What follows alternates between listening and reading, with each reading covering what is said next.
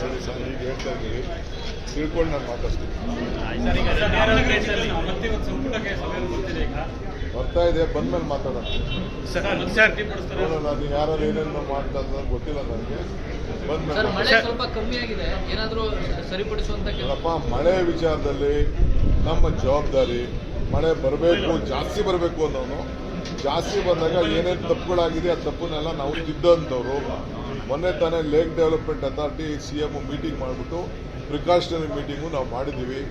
ಎಷ್ಟು ಏನು ಯಾವ ರೀತಿ ಮಾಡಬೇಕು ಅಂತ. 2,000 ಕೋಟಿಲಿ ಇಡೀ ಬೆಂಗಳೂರು ಸ್ಟಾಮ್ ವಾಟರ್ ಡ್ರೈನ್ ಎಲ್ಲ ಒನ್ ಟೈಮ್ ಕಂಪ್ಲೀಟ್ ಮಾಡಬೇಕು ಅಂತ ತೀರ್ಮಾನ ಮಾಡಿದ್ದೀವಿ. ಜನಕ್ಕೆ ಕಂಪ್ಲೀಟ್ ಆಕ್ರೋಶ ಇದೆ. ನಾನೊಂದು ಡಿಸಿಷನ್ ತಗೊಳ್ತಾ ಇದ್ದೀನಿ. ಲೋ ಲೈಯಿಂಗ್ ಏರಿಯಾಲಿ ಎಲ್ಲೂ ಕೂಡ ಅಪಾರ್ಟ್ಮೆಂಟ್ಗಳಿಗೆ ಅಂಡರ್ಗ್ರೌಂಡ್ ಇದನ್ನ ಪಾರ್ಕಿಂಗ್ ಮಾಡ್ಕೋಬಾರ್ದು ಅಂತೇಳಿ ಒಂದು ತೀರ್ಮಾನನ ನಾನು ನಾಳೆ ಟೌನ್ ಪ್ಲಾನಿಂಗ್ ಅವ್ರಿಗೆ ಹೇಳಿದ್ದೀನಿ, ವರ್ಕೌಟ್ ಮಾಡಿ ಅಂತ.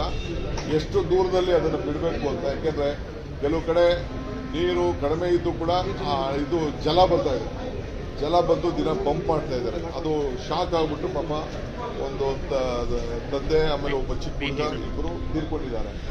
ಸೊ ಆ ದೃಷ್ಟಿಯಿಂದ ಇದು ನಾವು ಇಡೀ ಬೆಂಗಳೂರು ನಗರದಲ್ಲಿ ಆ ತೀರ್ಮಾನವನ್ನು ಮಾಡಬೇಕು ಅಂತ ಮಾಡ್ತೀವಿ. ಬೆಂಗಳೂರು ನಗರನೂ ಮಾಡ್ತೀನಿ, ಹೊರಗಡೆನೂ ಕೆಲವು ಎಕ್ಸ್ಟೆಂಡ್ ಮಾಡಬೇಕಾದಂಥ ಒಂದು ಪರಿಸ್ಥಿತಿ ಬರ್ತದೆ. ಯಾಕೆಂದರೆ ಅವರೆಲ್ಲ ಅಂಡರ್ಗ್ರೌಂಡು 1 ಲೆವೆಲ್ 2 ಲೆವೆಲ್ ಪಾರ್ಕ್ ಮಾಡಿದ್ರೆ ನೀರೆಲ್ಲ ಬಂದು ಈ ಥರ ಆಗಿ ಪರಿಸ್ಥಿತಿ ಬರ್ತದೆ. ಸೊ ಅದಕ್ಕೆಲ್ಲ ಟೆಕ್ನಿಕಲ್ ಆಗಿ ನಾನು ಅದಕ್ಕೆ ತೀರ್ಮಾನ ಮಾಡ್ತೀನಿ. ಆಗಿರೋರು ಏನು ಮಾಡೋಕ್ಕಾಗಲ್ಲ. ಹೊಸ ಕಟ್ಟಡ ಯಾವುದೇ ಬಂದರೂ ಕೂಡ ಅದಕ್ಕೆ ಮಾಡ್ತೇವೆ. ಅದಕ್ಕೆ ನಾವು ಮುಂಜಾಗ್ರತೆಯಾಗಿ ಆ ಕಡೆ ಈ ಕಡೆ ರೋಡ್ ಮಾಡಿಸ್ಬೇಕು ಅಂತ ತೀರ್ಮಾನ ಮಾಡಿದ್ವಿ. ಆ ರೋಡ್ ಆಗ್ತು ಅಂದರೆ ಒಂದು ಪ್ರೊಟೆಕ್ಷನ್ ಇರ್ತದೆ, ಯಾರೂ ಒಳಗಡೆ ಬರಲ್ಲ. 50 ಮೀಟ್ರ್ ಒಳಗಡೆ ಅದಕ್ಕೆ ಮಣ್ಣು ತೆಗೆಯೋಕ್ಕೆ, ಇದನ್ನು ಕಸ ತೆಗೆಯೋಕ್ಕೆ ಎಲ್ಲರೂ ಕೂಡ ಅನುಕೂಲ ಆಗ್ತದೆ.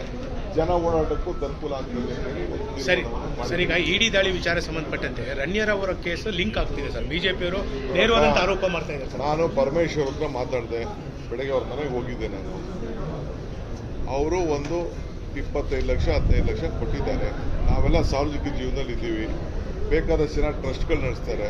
ಮದುವೆ ಸಮಾರಂಭ ಮತ್ತೊಂದಲ್ಲಿ ಗಿಫ್ಟ್ಗಳು ಕೊಟ್ಟಿರ್ಬೋದು. ಅವರು ರಣ್ಯರ್ ಅವರು ಕೊಟ್ಟಿರ್ಬೋದು. ಅವ್ರದ್ದು ಯಾವುದೋ ಒಂದು ಫ್ಯಾಮಿಲಿ ಮದುವೆ ಇತ್ತು, ಗಿಫ್ಟ್ಗಳು ಕೊಟ್ಟಿರ್ಬೋದು.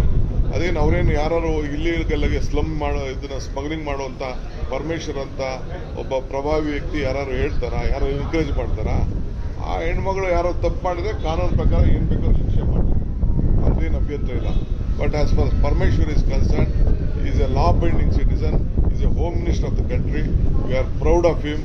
Is a big leader. 8 ವರ್ಷ ಅಧ್ಯಕ್ಷರಾಗಿ ನಮ್ಮ ರಾಜ್ಯಕ್ಕೆ ಬೇಕಾದ ಸರ್ವಿಸ್ ಮಾಡಿದ್ದಾರೆ.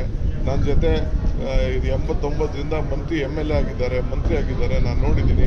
Is A very clean honest man. ಅವ್ರೇನು ಮಾಡಿಲ್ಲ. ಗಿಫ್ಟ್ ಕೊಟ್ಟಿದ್ರೆ ಯಾವ್ದಾದ್ರು ಮದುವೆ ಗಿಫ್ಟ್ ಕೊಟ್ಟಿರ್ಬೋದು ಅಷ್ಟೇ.